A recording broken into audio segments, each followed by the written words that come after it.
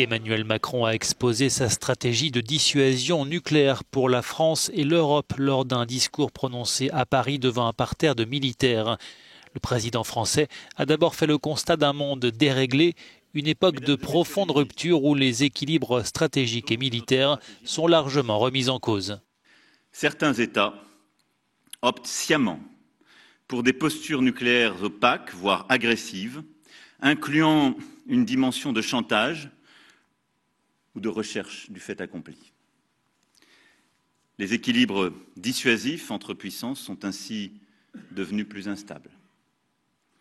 Avec la prolifération des missiles aux technologies plus avancées, nous sommes également confrontés à une situation inédite où des puissances régionales sont ou vont être en mesure de toucher directement le territoire de l'Europe.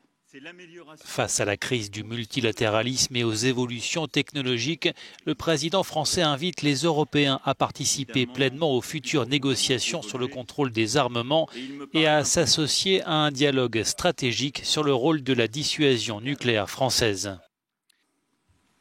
Les Européens doivent également pouvoir proposer ensemble un agenda international de maîtrise des armements.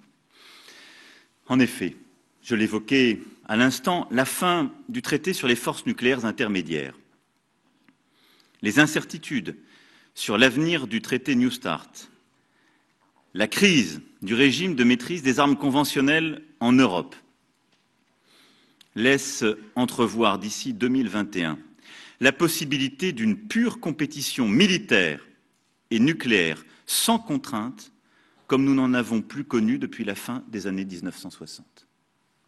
La France est l'un des 9 pays au monde, mais le seul en Europe, en dehors du Royaume-Uni, à disposer de la force nucléaire. Elle a réduit la taille de son arsenal, aujourd'hui inférieur à moins de 300 têtes. La Russie, suivie des États-Unis, sont très loin devant avec chacun plus de 6000 ogives. S'ajoutent à cette liste, avec un arsenal réduit, la Chine, le Royaume-Uni, le Pakistan, l'Inde, Israël et la Corée du Nord. Un récent rapport du CIPRI a recensé au total dans le monde près de 13 900 ogives nucléaires.